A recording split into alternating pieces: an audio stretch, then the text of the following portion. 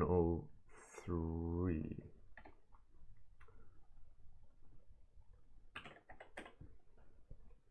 I think I'm gonna work on this one. I just need to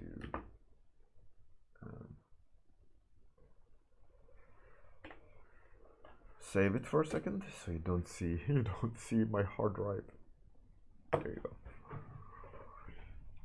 Hey, jag tycker Zelin, how's it going? Yeah. So I was thinking hey Stonic, how's it going? So I'll work on this one. I feel like there is something in this one that I do enjoy. I don't think that I've found it fully.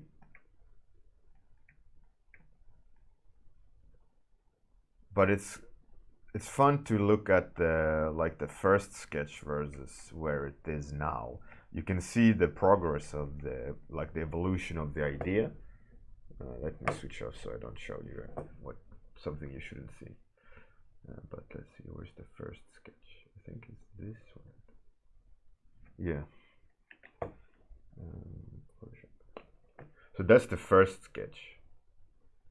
And you can start to see like what I was going for has been lost a little bit when it comes to the body. I think the body is cooler here, the core with a big bulb head. So I want to tweak that. There's some lines happening with the perspective. It's creating like parallels. I'm not too keen on what that does to the overall look and feel of the body.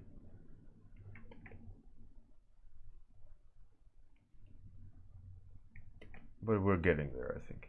Overall, there's a cool vibe to it. And I also don't like the one cannon. I will change that today. And come Monday, we will do the last color theory exercise, full daylight, which is going to be fun to do. Looking forward to it. So without further ado, let's start the timer. Let's start my 30 minutes. What I think I'll do is make this smaller, actually. Nice curve. I hate when that happens. And I know exactly what it is, and you can't fix it, except if you press escape. What happens is that it goes up to one of those, and you press escape, and it switches the inaccurate number, but it doesn't take you out of the loop. Or you hit enter and it doesn't, or you try to do a shortcut to the brush and it doesn't work because it's expecting a number in the value. Let's see, up here, always up there. So you press like B, like nope, okay, B, always. Stupid. Hey Gria, how's it going? Good morning, Gria. How are you, sirs?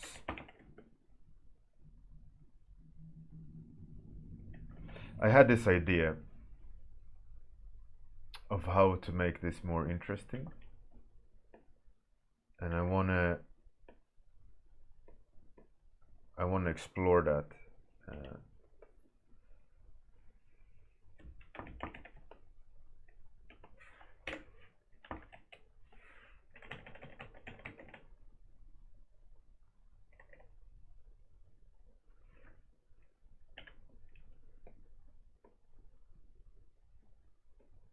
I'm fine, sir. Call me sir.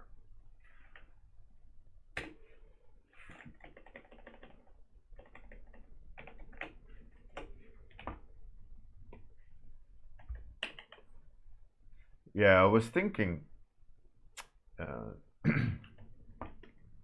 was wondering rather, how many of you have compared your most recent work that you're proud of, mind you, with like a year or two ago, about the work that you're proud of at that point. You like the four barrel cannon? Yeah, I feel so too. It feels the idea with that big cannon is like, yeah, it's a one big shot, right?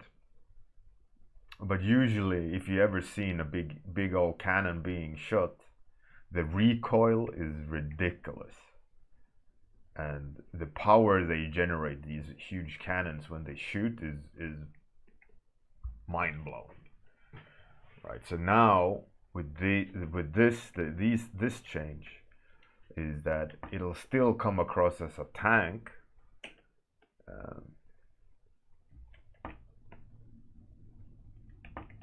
but just a little bit less ridiculous cannon, because I'd rather have a big cannon feel to a tank rather than, at the moment, like this feels to me like, if you think about an archetype, if you would give this like a personality or a category, like for me this feels more like a spider,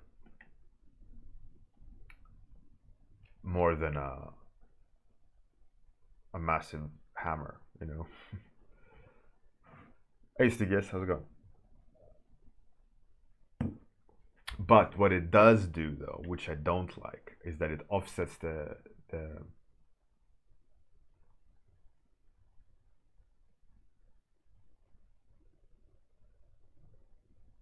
this has a cleaner shape. That has a, the legs looks wrong. I mean, we could offset that by doing like that.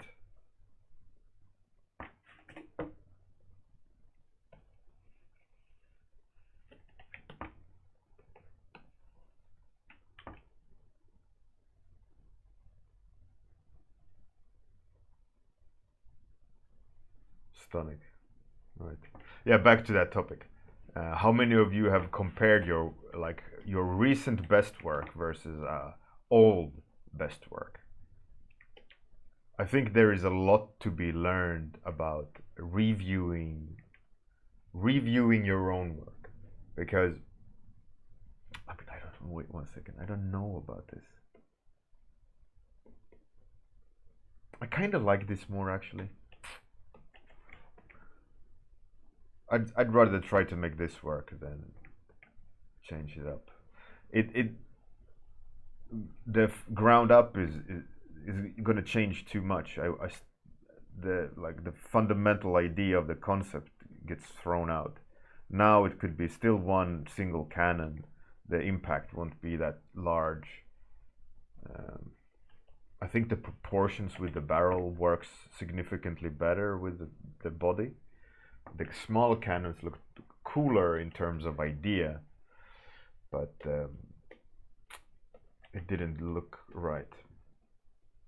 Anyways, so back to the thing I'm trying to talk about.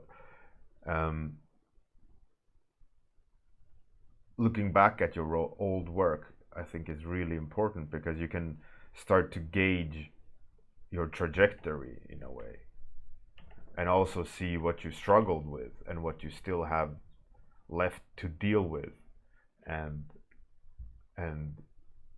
but also kind of congratulate you on progress, because it's easy to get stuck in the mud and in the illusion of no progress, because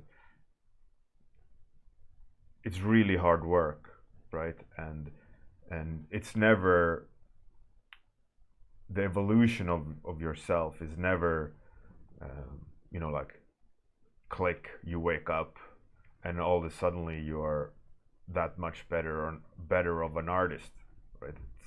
It's that whole thing, like how to boil a frog. It's by slowly increasing the temperature, the water that it sits on, and it won't run away, right? It will sit in there and boil if you gradually increase the temperature of the water, which is quite a morbid analogy, but the message is still the same. It's like it's so easy not to see your own progress because you're stuck in there, right? You're engaged in your evolution as an artist. So it's really important to look back. You can go even further than a year. You can go back like 3 years, 2 years, and do like a side by side comparison and look at your own progress and be proud of your progress. I used to do that every year.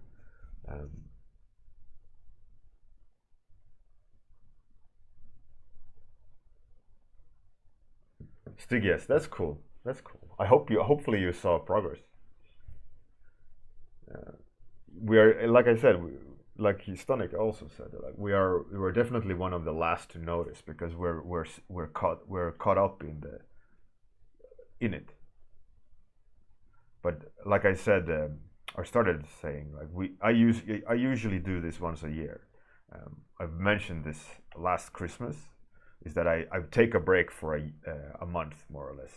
Now in my professional career, I take a break for a month and I don't touch art or a computer, and I just let things move around in my brain. I rearrange mentally what I enjoy, all that information that you've been grinding all these years or this year.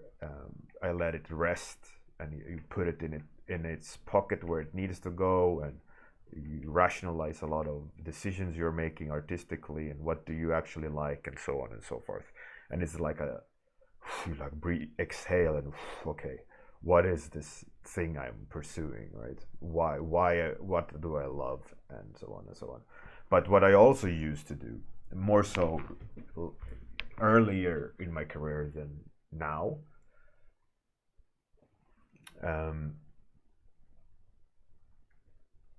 is that I updated my portfolio during this period as well, and what I did was I didn't make new art in my break, right? Like I said, I don't do art in this period, but what I used to do is I removed all the images, like my top 10, right?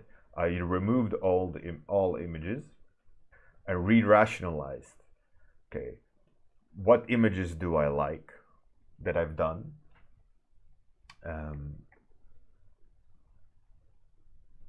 Have I done this year any better art? And some years I had like the stark realization that, oh shit, I haven't made any better art than my top 10. That could have been for many reasons. Like one of the reasons was, I remember I focused a lot about learning and I didn't do any portfolio pieces. It was just push-ups, and never implemented it and never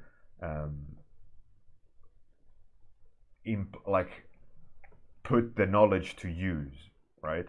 And I'm quite sure that because I didn't do that, a lot of those lessons that year, even though they were probably quite fruitful and instructive to my progress, I'm quite sure that I forgot more than what I would have if I would have implemented them in, let's say, a portfolio piece.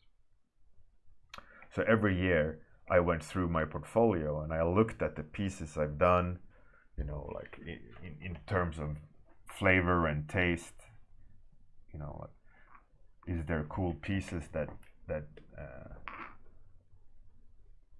makes me excited about art?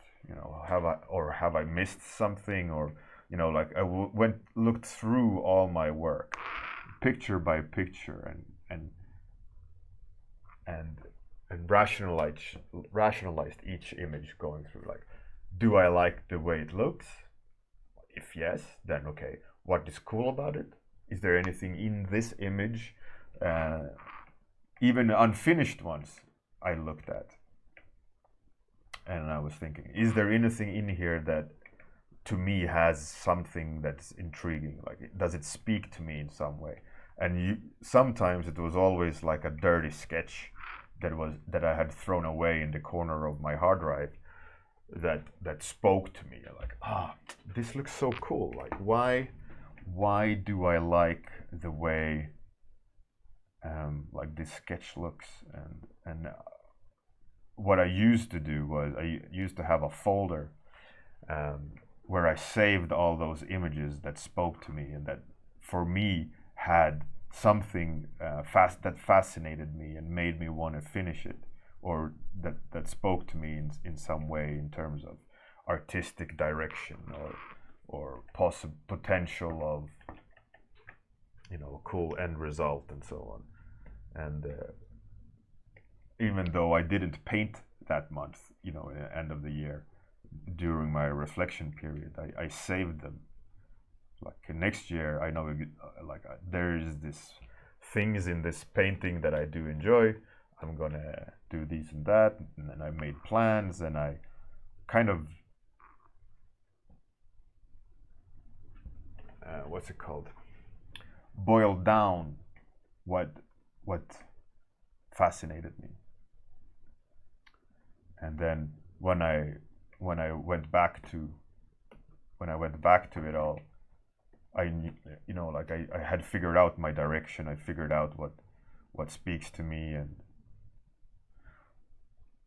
all these things, and it made things a lot more clearer.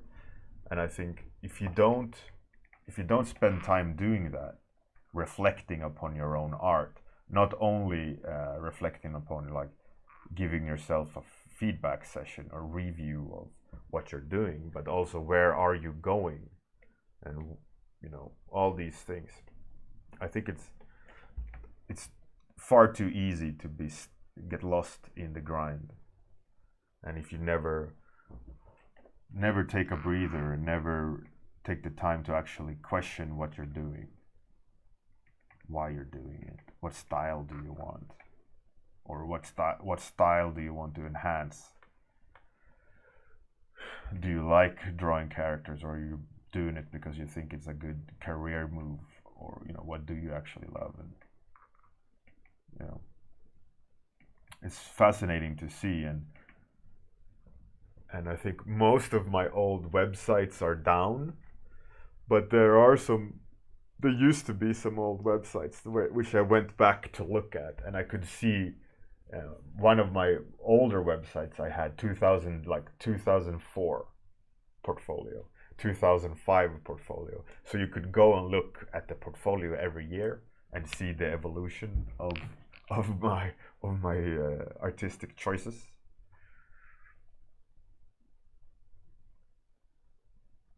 Stygius, yeah, I think in a way it's good that you think that you're doing something bad.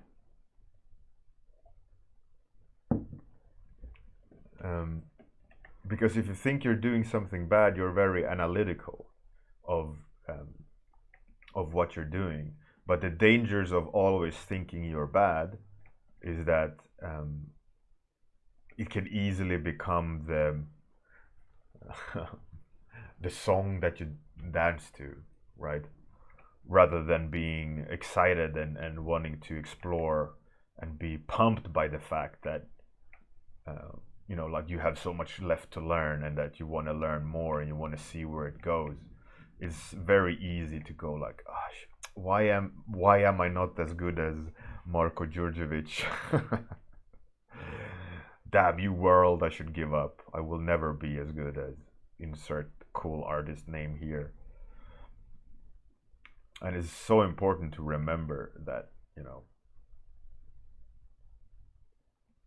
it's about the journey, because of that simple fact of looking back at your own work, you go, wow, that is really bad, versus what you can do today. And then it's also important to remember that when you look at your own work, not to forget that your judgment on your work, your nitpicking, your distaste for your execution, or all these things, that they exist in your mind, right? And what I always try to think about is, you know, like when I do that portfolio exercise every year, which I haven't done this year, far too busy, and my daughter and all those things. So I missed that this year. I would have really wanted to, but I had a month off, but that month was all about hospital and sleepless nights. But anyways, is that you easily, that is that all the judgment that you apply to your own art, is that you see all the mistakes, and you see all the things that you don't want to be there, right? But you have to also remember that there are random people looking at your art with absolutely not the same point of view as you have, absolutely not knowing what the mistakes you're doing, and they see your art from a completely different point of view, and they appreciate it in a completely different way, and they don't know your expectations of where you want to take your art. They see it for what it is, for face value, and it's far too easy to forget that. And there is this one saying that has always stuck with me, and I always kind of, when I notice an artist struggling with like their self-confidence in their art, and one of the things that is instantly noticeable when someone shows you their art, and one of the first thing they say is, "Oh, never mind these things, they are bad." And I always go like, the saying is, you should never point out the mistakes you've done, because for someone else they might not see it, for someone else they might not have thought about it, maybe it's just purely biased point of view, and so on. But if you point that out to that person, they will start seeing it because you have brought it up, right? But that's not necessarily what's being communicated. And you can always hear that in an artist when they go, "Oh, like, oh, I'm bad at anatomy," and so on forth and so on. And I, that's the last thing you should do, because it shows that you are stuck in a defeatist kind of point of view, that you really need to check yourself in order so that you don't dig yourself into a hole that's really hard to climb out of. It's like a sign of lost the love a little bit. You're making excuses for something that doesn't need to be excused, and for some people it can be extremely destructive, like what's called pattern of thought. She gets, my daughter is fine. She has a lot of epileptic attacks, but we're dealing with it.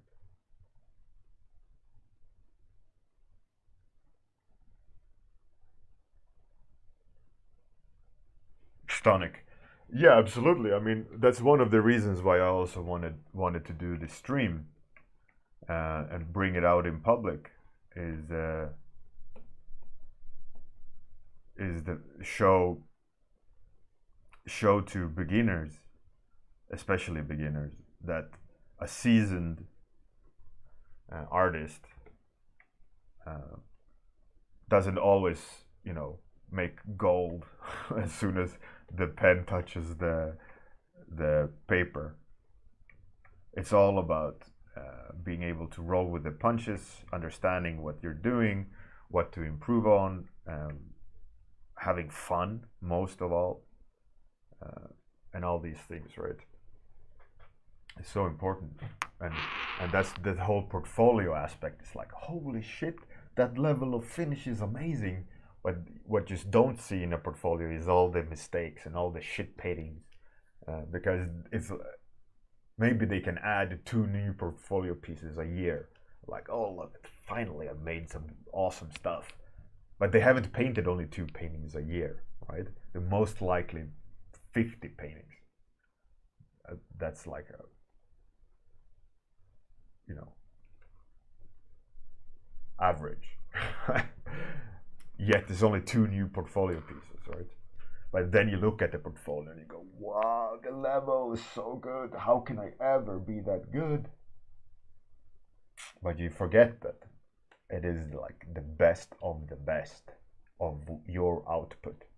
And you can look at last year in all the output that you've done. You can pick a top 3 and you can show it to any random person. This top 3 of your, like perfect drawings according to you, right? And this person, that absolute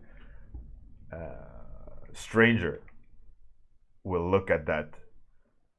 Will look at your work and go like, "Wow, you are so good," and they don't see all those studies. They don't see all the,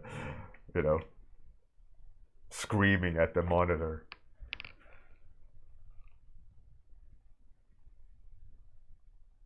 Hey DMT, what up?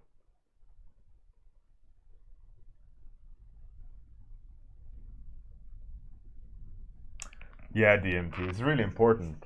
It's important, like I said, not to forget to have fun and do what and enjoy the ride.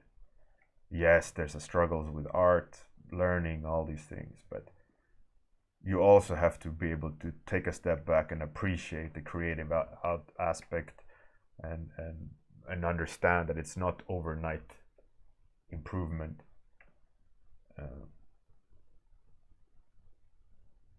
It's healthy to think that you're not good enough, because that's a drive to learn, make you feel want to learn.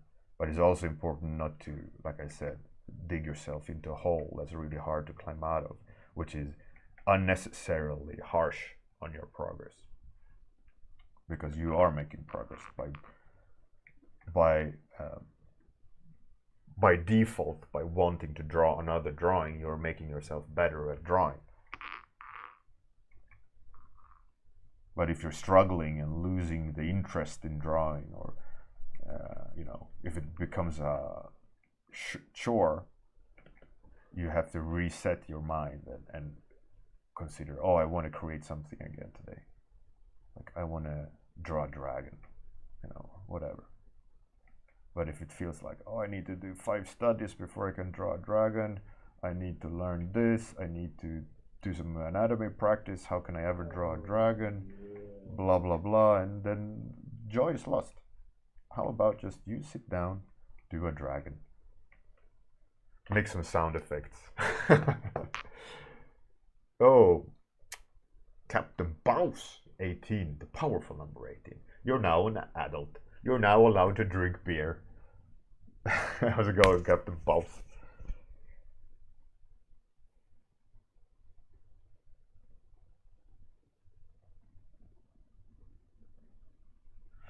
Gria, you want to spit on it? I mean, you should find something in them that you love, but it's okay to think that there's a mistake in them. That's only healthy. And think about, okay, I'm gonna do these changes, and the next time is gonna be so much better. That's great. But if you just hate them, that's counterproductive, because it's your babies, right? You can't hate your babies. Well, you can.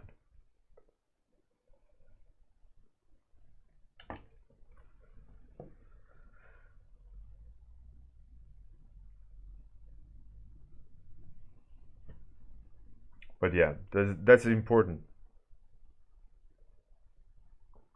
So if you wouldn't mind, humor me today. Take a look at your some of your work that you've done for last year, and try to find some cool aspects of what you've done, something that inspires you, or reflect on this, even though you might see flaws in it.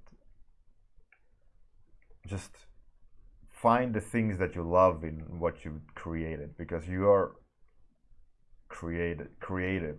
And one thing I've mentioned before, even if you consider yourself a beginner, you know, in industry standards, you are far more talented at drawing than average person.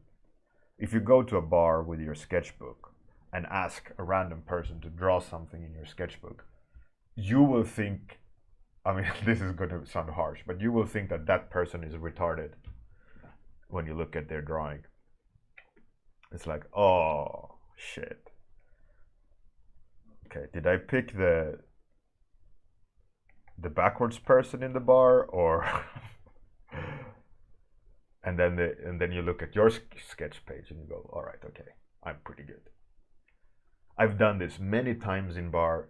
I asked many strangers to draw something, and it looks like you've drawn with your offhand without looking, and you try to draw a cat, and the cat is you know.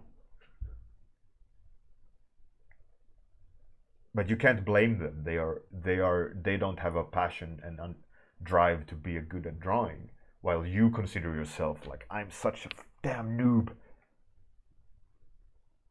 Yes, in an industry that's extremely competitive, where the skill threshold is extremely high, you are still a very talented artist by default. So you shouldn't forget that. You should cherish it, and you should love it, and you should be proud of the fact that even though you're a beginner at an extremely competitive industry, you are a very good artist, and enjoy that, and enjoy the ride, and be proud of the fact, and you'll be fine. But it's true though.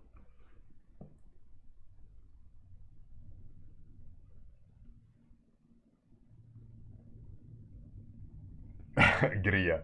No, I don't think I picked the retards. That sounds so bad. But you are all very talented.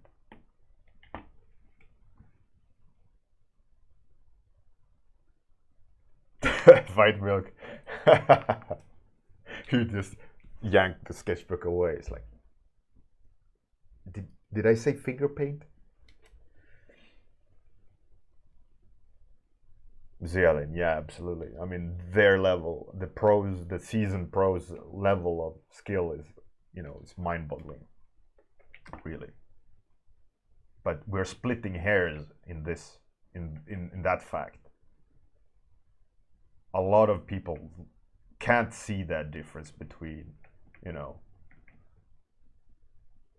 between the talent when they're not into the industry. They go like, "Whoa, that's a really cool drawing. Like, you are so good." And then you go by, "Yeah, but I'm no Craig Mullins." They're like, "Craig who?"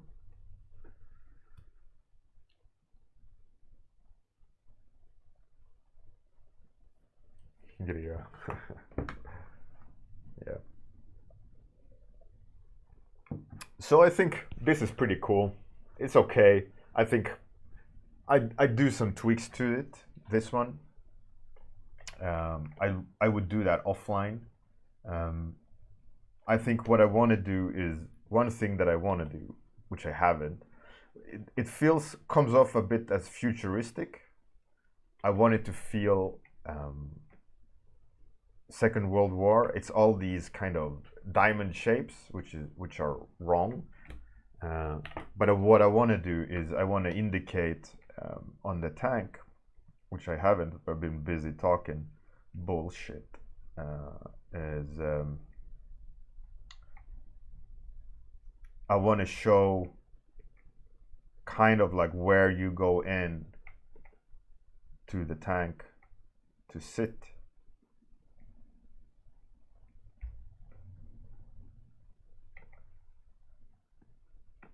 So you enter in the back. Probably need some hinge mechanic, like a vault door of sorts, maybe a pull lever. Not sure.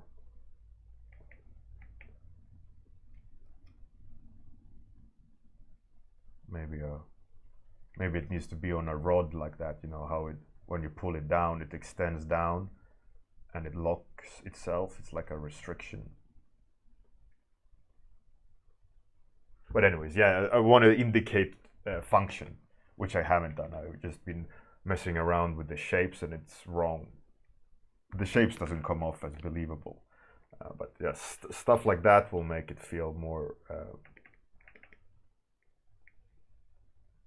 real world. And I have forgotten a lot of these like subtleties that are on tanks. But those would be like the second pass to make them more real. Office tank. Yeah, why not? Let's call it office tank.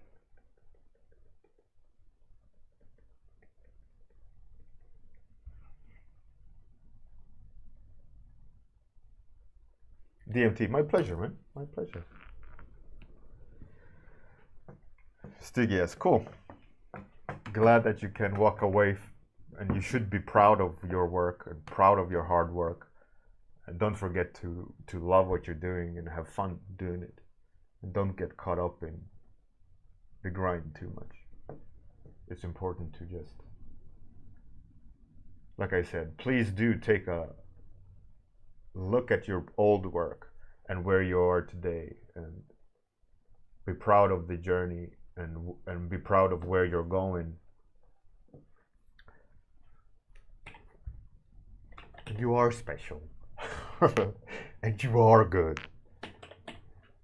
And I love you.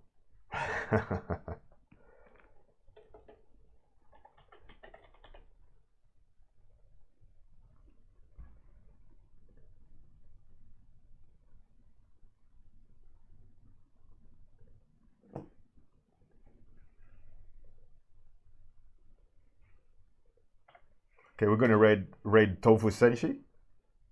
She's doing Copic marker drawings on paper, which is cool. She's doing like portraits. They look really nice and stylized, and yeah, it's looking good. So let's raid her. As per usual, have a great day. Good night if you're in that part of the world. See you on Monday. Have a great one. Outro, then raid. Bye.